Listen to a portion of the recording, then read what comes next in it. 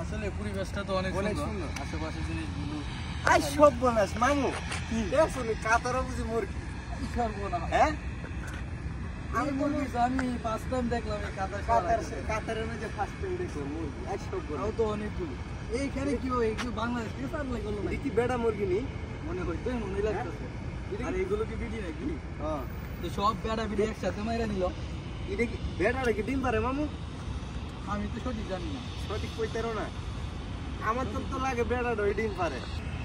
মামু দেখছো নি মুরগি ডি কি সাইজ, মানে একটা কথা মনে করছে তুমি কৌছে দি এই মুরগি আগে না ডিম আগে? আমার তো মনে হয় মুরগি আগে। হ্যাঁ মুরগি আগে, মুরগি ডিম যদি ছাড়া না মুরগি হইব কেমনে? খাওয়া তো কথা কি, হ্যাঁ তাহলে আগে কোনটা, মুরগি না ডিম?